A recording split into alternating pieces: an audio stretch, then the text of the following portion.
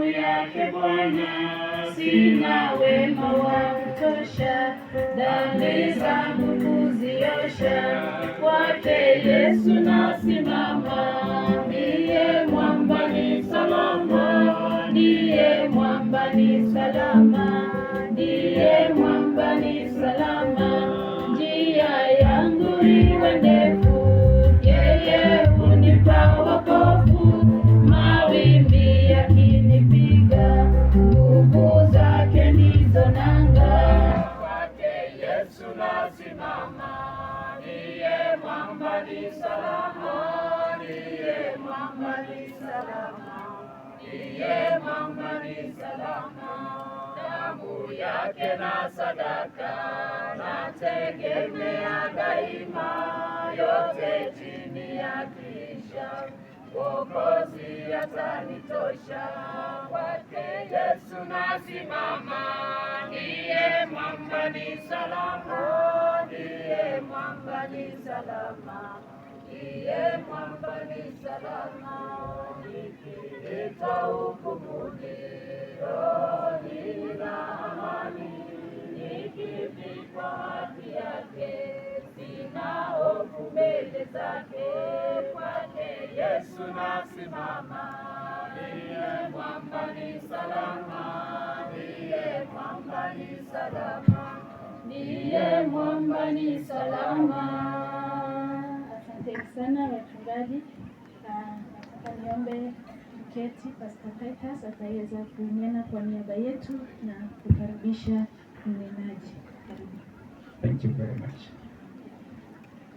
Our guest speaker, the chief guest, the senior principal, Kenotet Girls, and all the principals present of all the senior schools, other guests invited, the guests of today, the trade blessers,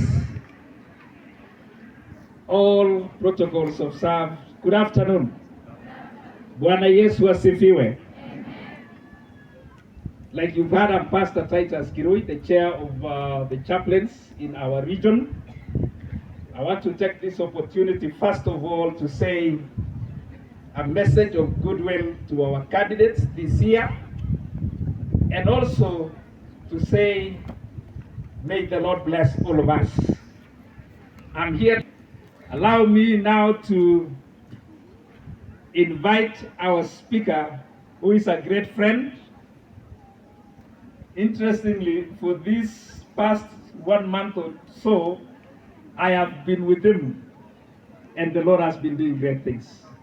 Reverend Mitei comes to speak to us, not only as a servant of God, but also a senior chaplain. Karibu, Reverend, as we pray. Let's pray together. In case I feel I need the services of an umbrella, I will be gracious to ask. Allow me to ask us to be upstanding first for the reading of God's holy word. Let's be upstanding for the reading of God's holy word from 1 Corinthians chapter 9.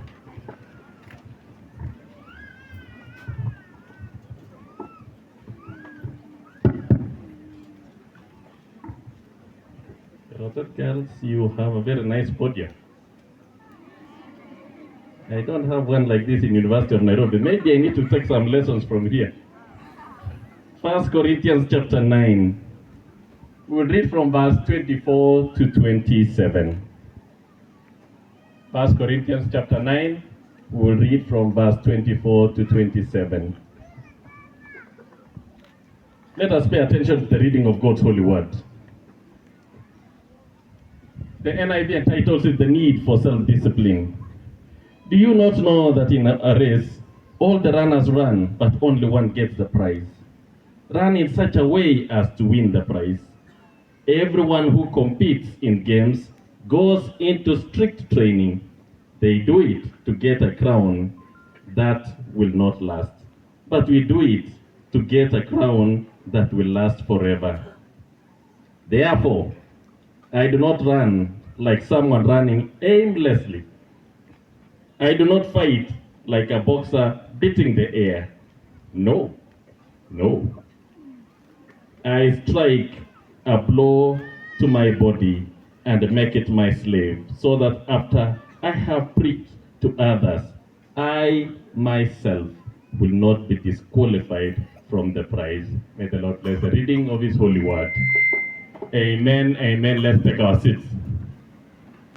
Afternoon. I also recognize my colleague chaplains who are serving the Lord in our institutions. My name is Reverend Mitei. By the grace of God, I serve as chaplain in University of Nairobi. And this is my 10th year in University of Nairobi as their chaplain. And I also serve as pastor of AIC Milimani, Nairobi. And I come in love, but also I come with a special message. And the special message for the Trailblazers is that University of Nairobi is waiting for you. August next year, we are waiting for you. University of Nairobi received over 9,000 students who are reporting in August 24th. We are receiving over 9,000 first-year students. I know you are not 9,000, meaning that we have enough space for all of you. And with a main target of 8.0, is where? Siwezi kuja all the distance alafu you let me down. Number 1, University of Nairobi. Number 2, University of Nairobi. Number 3, University of Nairobi. We'll fight with our sister universities after this. And let me thank the church for the great work that they are doing in nurturing and supporting, and also parents kwa kazi kubwa ambayo mnafanya kwa huduma ya kusupport wanafunzi katika chuo. Ujumbe wa siku ya leo nimetitle Finishing Strong. Please say these words with me. Finishing strong. Finishing strong. Finishing strong. And I love the fact that you have decided to say that you are the Trailblazers. Trailblazers are the people who finish strong.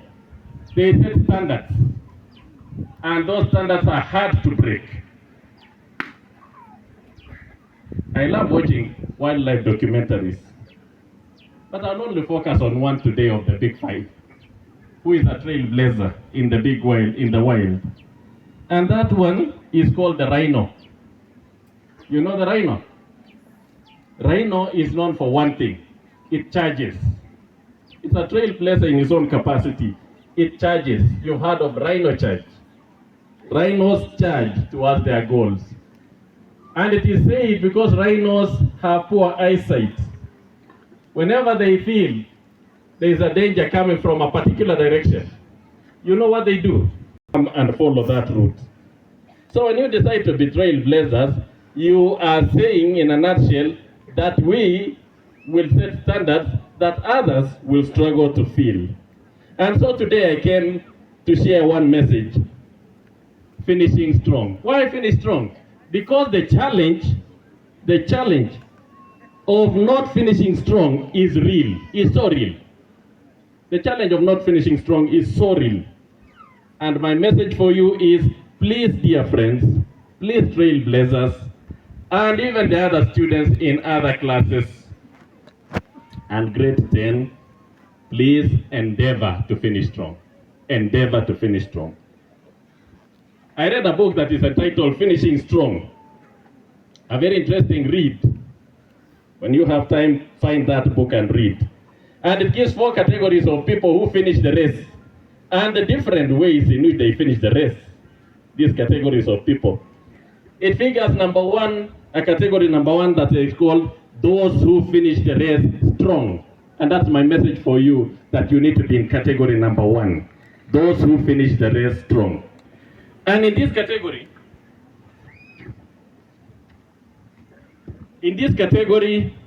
are the trailblazers. Those who set standards. Those whose standards are hard to break. They know what to do, they know exactly how to move, and they know how to finish. They say starting the race is not the most critical thing. The finishing, the kick of it, is the most important. And in this category of those who finish strong, I picture a man whom we know very well, called Ezekiel Kemboi, a serious trailblazer in steeplechase. I don't know if anyone has match his state in that area. Maybe we need to ask him why he has not mentored another one who will trailblaze in that field. And this man is so strong. I mean, he set standards that were so difficult to break across the globe, and finishes the race. While others are collapsing at the finish line, this character has so much energy that he still dances to the tunes of a beautiful girl called Emily Chepchumba from KU. I think we need to find where that Emily Chepchumba is. This man is a very strong guy who sets standards, and I encourage the trailblazers to match up to that standard, setting standards that at the finish line you still have so much energy to continue even to the next level. There is the category number 2 of those who finish the race walking to the finish line. And in this category, I picture a man, a West African marathon runner in the last Olympics, who finished the race literally walking to the finish line. He literally walked to the finish line. In fact, even the commentator who was watching and commenting on TV said, "I cannot believe my eyes. I can't believe my eyes. This man is walking 5 miles an hour." You know what? He crossed the finish line at 3 hours 28 minutes, when the winner had taken it at 2 hours 5 minutes. You cannot finish the race with that approach. Sema, it doesn't work. It doesn't work. Category number 3 are those who finish the race literally crawling to the finish line. Crawling to the finish line. You've heard of people whom wazazi wanasema mruhusu tu Madam Principal, mruhusu tu amalize. Mruhusu tu amalize. Those who crawl to the finish line. And in this category, I picture a young man who was called Michael Kunyunga. Michael Kunyunga is a Kenyan athlete, marathoner, who in Hanover Marathon skied literally 5 meters away from the finish line. And this man had to crawl and finish the race, crawling literally. And he finished the race number 2, second, 2 hours, 10 minutes, 16 microseconds. He never won the race because you don't win the race by crawling to the finish line. You don't trailblaze by crawling to the finish line. Sema, it doesn't work. Number 4 and the final category are those that are called those who finish the race just in bad shape. I mean, you can't explain. You can't explain. They just cross the finish line in bad shape. You've heard of people who are told, "Ulisomea wapi?" They say carotid girls, and you ask them, "Who are your classmates?" and they cannot tell you one. This is a serious category. Those who finish in bad shape. And these are not trailblazers, because you don't finish the race with that approach. It doesn't work. And it gives a picture of an athlete. In fact, it uses 3 imageries here. It uses an athlete, it uses a boxer, but also it uses a farmer. We talk about a farmer in some other categories. But this category, it uses an athlete, it uses a boxer. And he says, "I do not throw my punches as one who is punching the air." He says, "Everything I do is well calculated." Paul was very aware that to be a trailblazer in every sphere of life, you must move every step well calculated. Let me begin by telling you once upon a time stories. In 12th September 490 BC, 12th September 490 BC, that is exactly once upon a time. This is once upon a time that you hear. There was a battle that was called the Battle of the Marathon.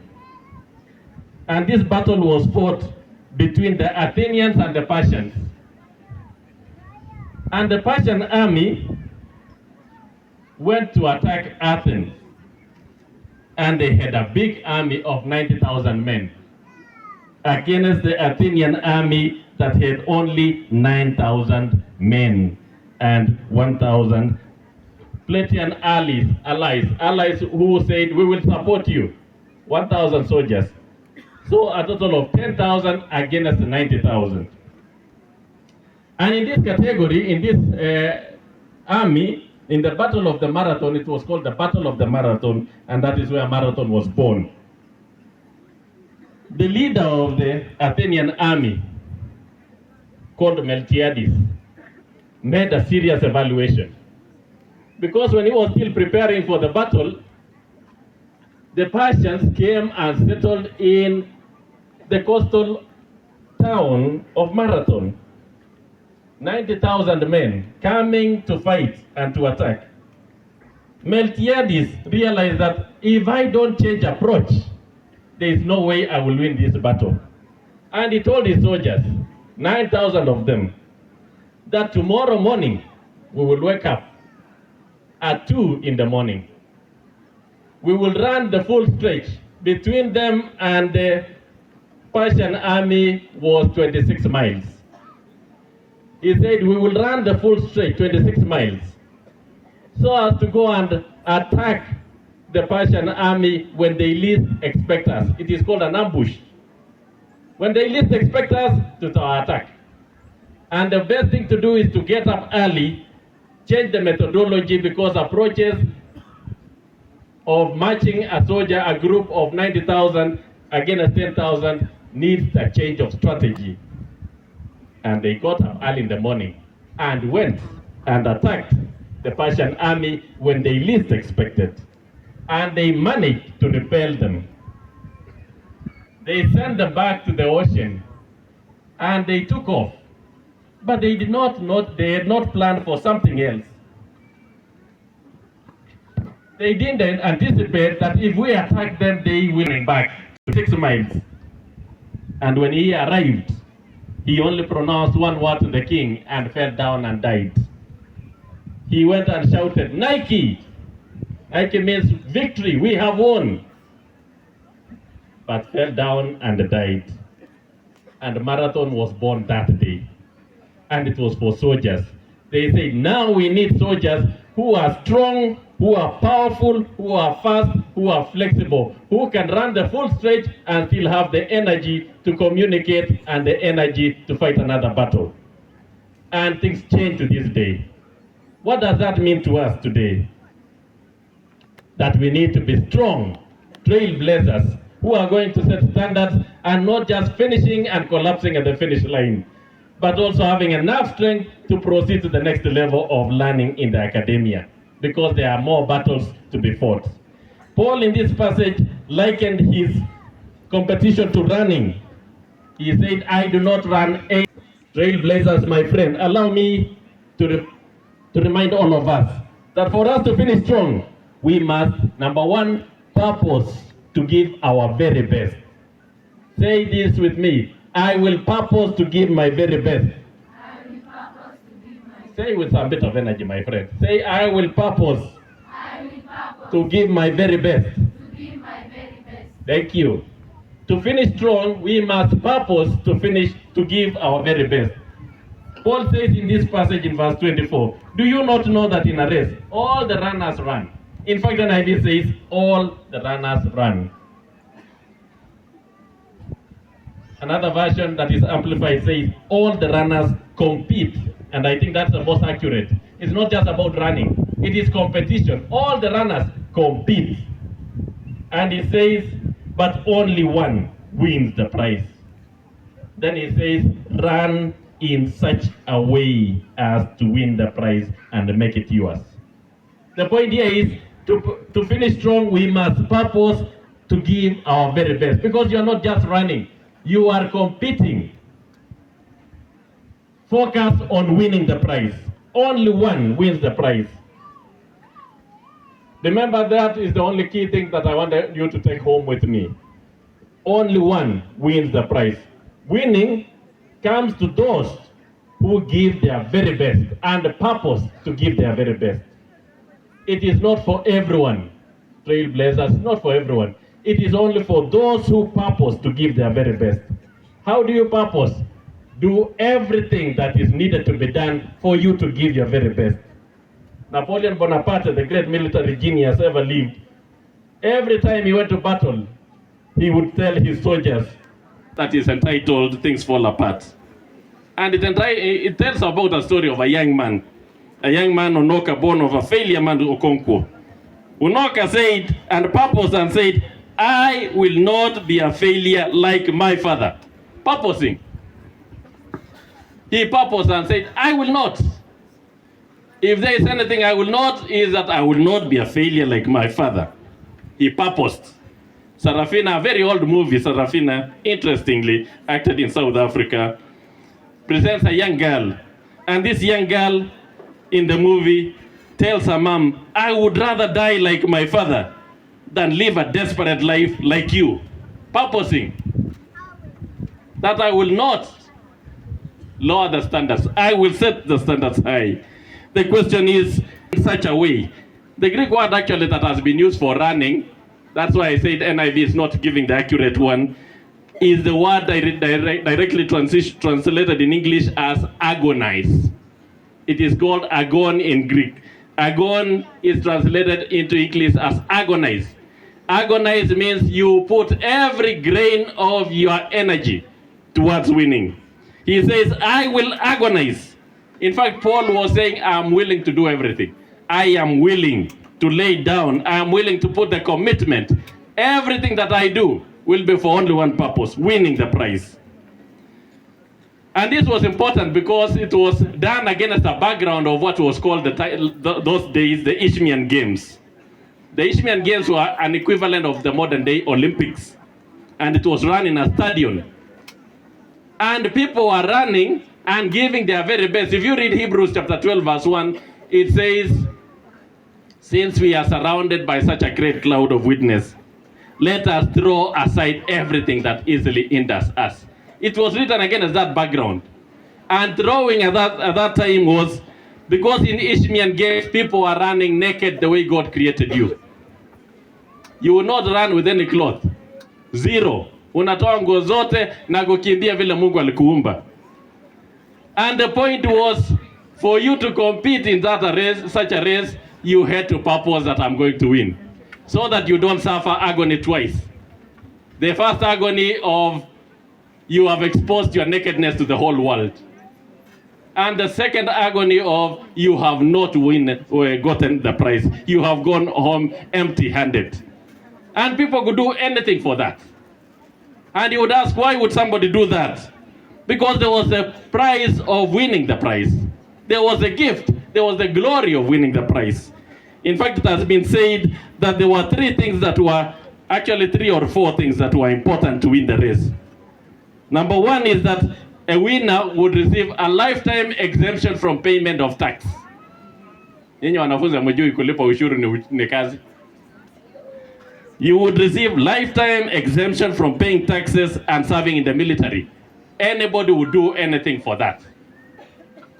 In fact, the great William Shakespeare wrote in one of his tragedy plays and says, death and taxes are the only two unavoidable things. You cannot avoid death and taxes. But if you have an opportunity to avoid taxes, I tell you, people would give their very best. But number two, the winner would also receive tuition free from prestigious universities of the time. No more payment in university. It's still that tradition has gone on even for many centuries now. That nowadays, even in universities, a student who scores a first-class honors is still honored in the university and given scholarship to study the next level for free. So the winner receives free tuition in any prestigious university of their choice. That is why people could lay down everything for the purpose of it. Number three, a statue of the participant who won the prize would be erected along the streets of that place heading to the stadium. Wangeweka statue kuanzia, if the race was done here in Kerotet, wangeweka statue yako kuanzia junction huko all the way to this place. And that year would be dedicated to you. They would say the year in which the trailblazers set a standard that had never been set. And so people could remember and they would lay down everything for that.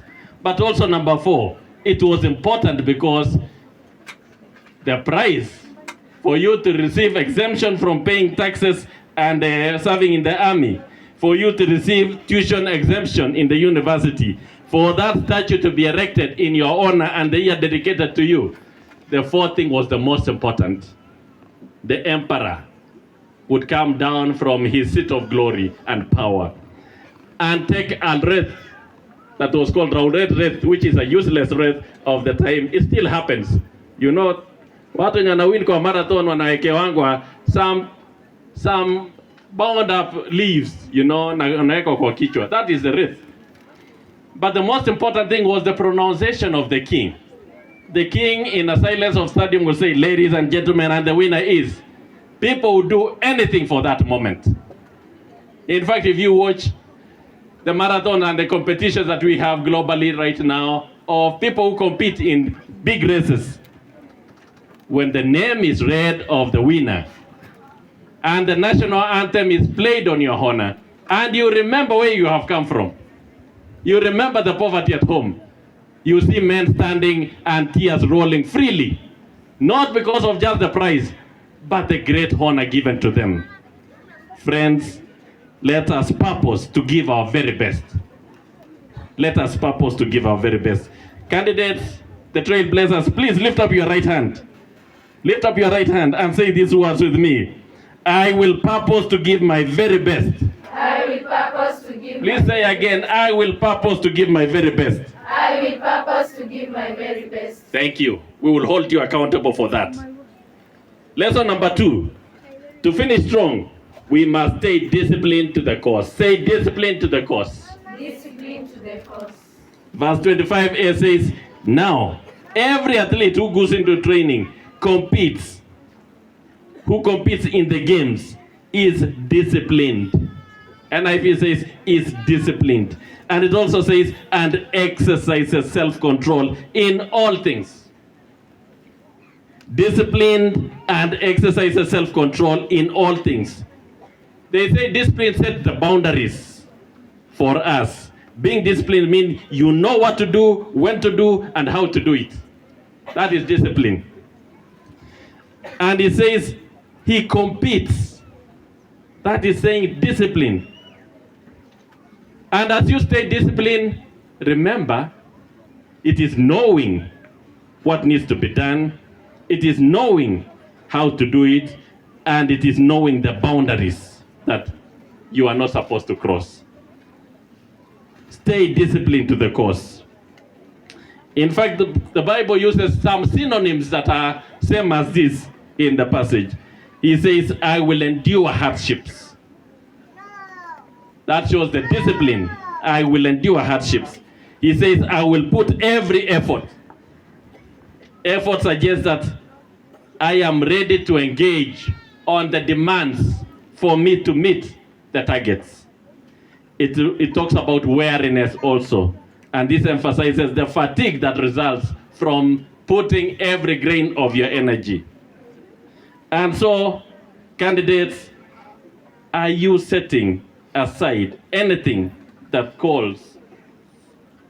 distracts you from the targets that you have set for yourself?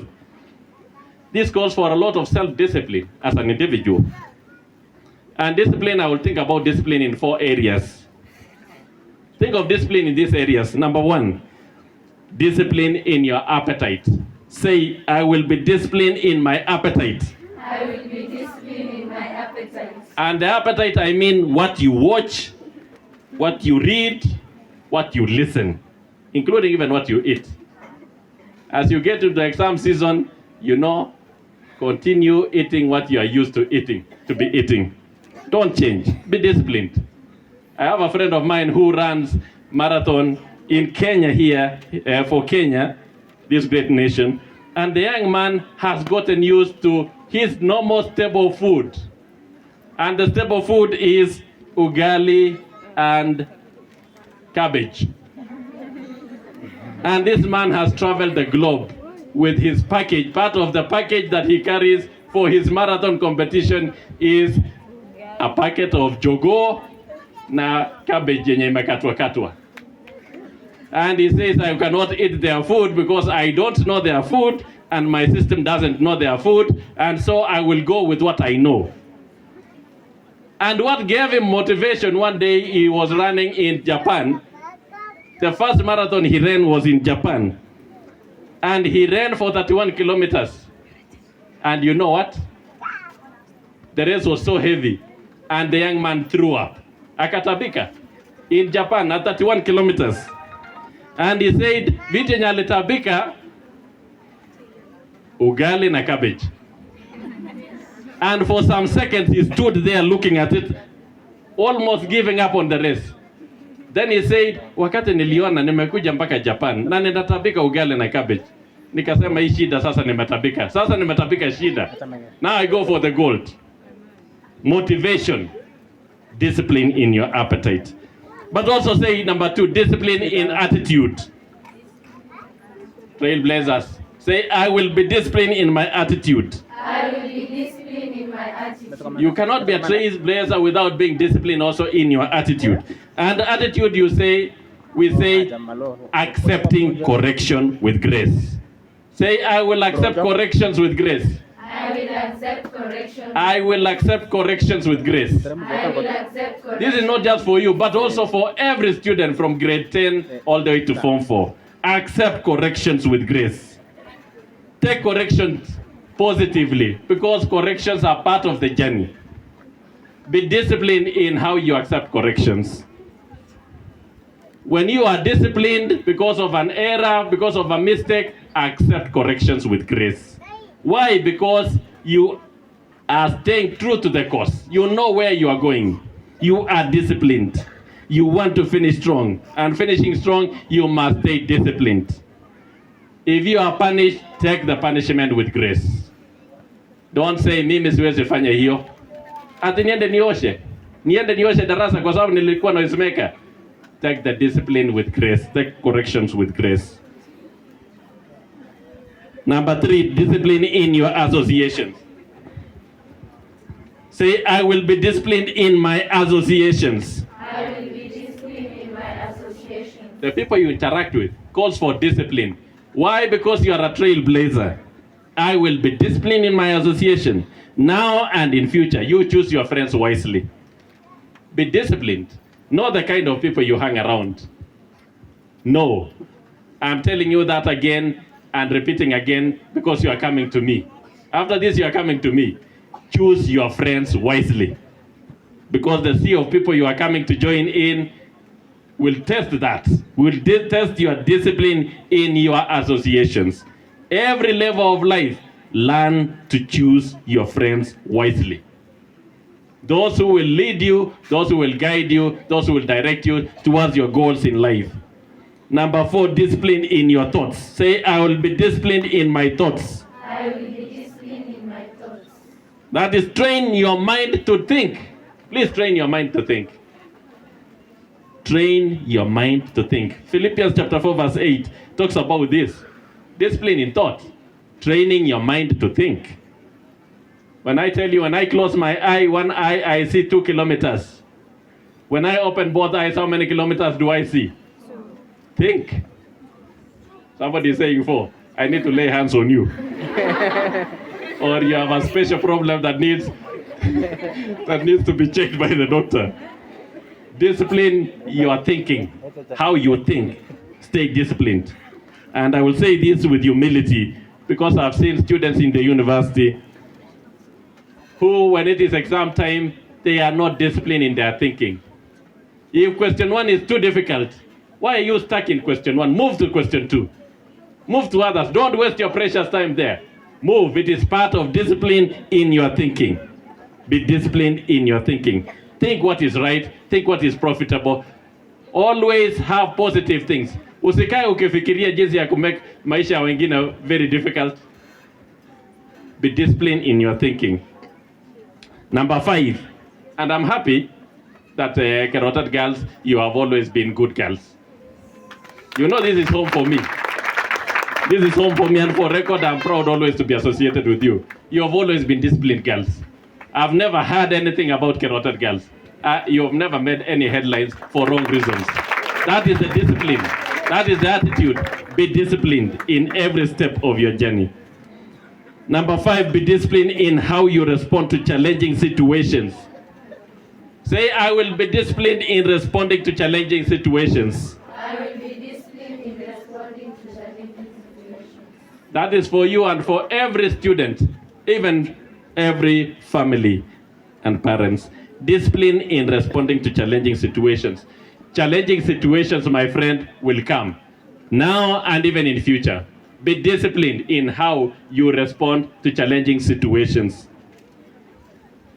Challenging situations will come. Be disciplined in how you respond to challenging situations.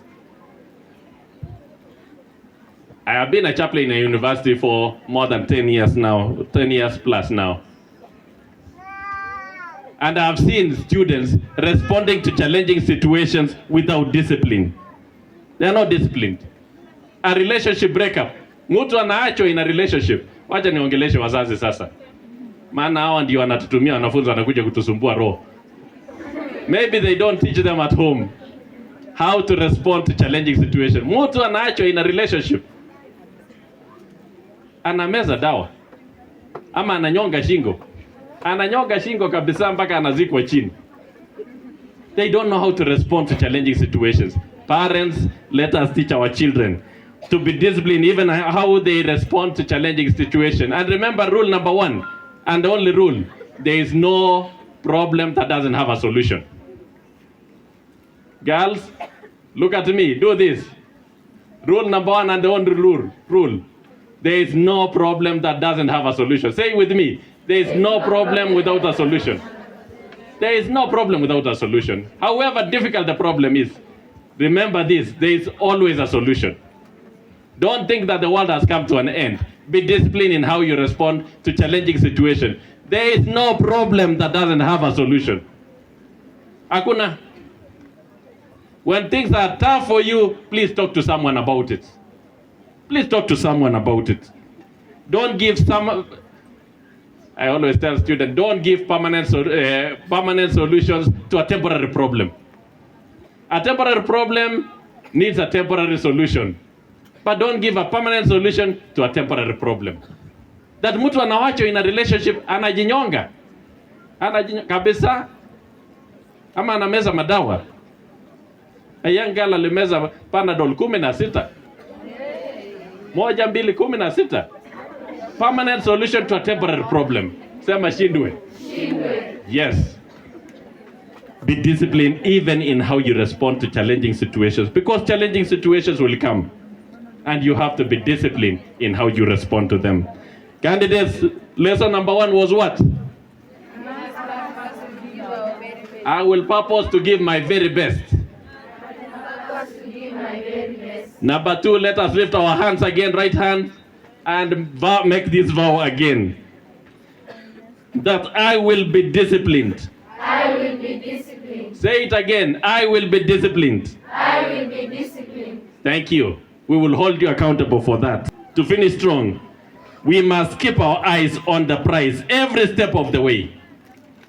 Number 3, to finish strong, we must keep our eyes on the prize every step of the way. Verse 26 says, I do not run like someone running aimlessly. You know, there's a word that used to be used a lot when we were in primary school. I don't know if it is still being used nowadays. Or you are punching as one punching the air, aimlessly. Every attempt that you do, even in how you answer questions, must always go back to that one thing. What is it that you want to become in life? Are you doing it? Are you giving your very best? Are you keeping an eye on the goal every step of the journey that you make? And keeping an eye on the goal means that you set aside everything that will block you from that goal. It means setting aside Mwakenyas. No Mwakenya, because you know where you are going.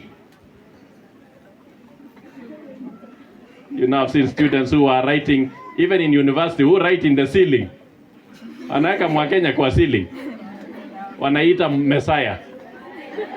When things are tough and stretch, hivi unafikiri yako ana stretch, kumbe anaona Messiah huko juu niokoe. You don't win the prize by using those approaches. Sema it doesn't work. It doesn't work. Have you purpose, what you want to become in life, and are you getting towards that goal? Number 3, what was number 1? Are these trailblazers? Yes? Yes. They are part of that. I want somebody else to hold this on behalf of them.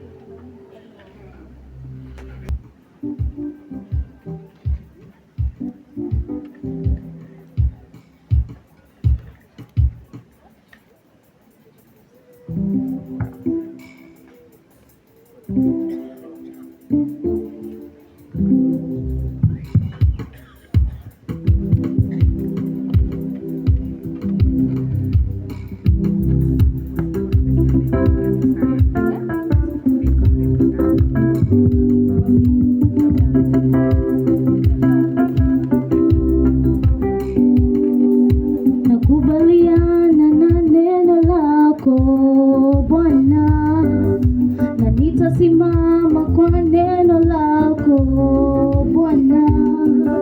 Nakubaliana na neno lako Bwana, na nitasimama kwa neno lako.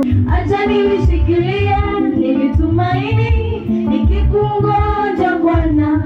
Acha nilishikilie, nimetumaini nikikungoja.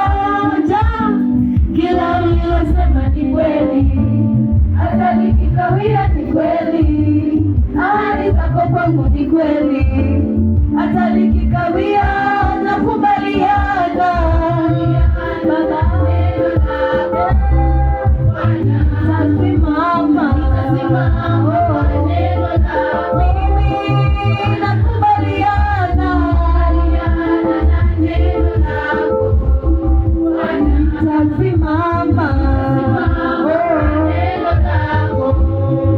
Neno lako ili mimi nipone majina yote duni, na mimi ni wa maana. Iwe kwangu utakavyo Baba, iwe kwami upendavyo Baba, iwe nami upendavyo. Nakubaliana na neno lako. Nitasimama kwa neno lako. Mimi nakubaliana na neno lako. Nitasimama kwa neno lako. Nakubaliana na neno lako. Nitasimama kwa neno. One representative from wazazi ambaye atakuja kuomba kwa niaba ya wazazi anasema ajuaye uchungu wa mwana ni mzazi. Mzazi mmoja akanyaga hapa mbele mwenye ataomba. Asante sana, tumepata mzazi mmoja ambaye ataomba kwa niaba ya wazazi. Walimu mmewafunza na mnaendelea kuwafunza. Your word of blessing is important to these children. Mwalimu mmoja kwa niaba ya walimu. Thank you, some principals. I would also ask one representative ya wachungaji standing. Thank you so much. You can take your seats. You can take your seats. The Lord bless you and grant you the very best.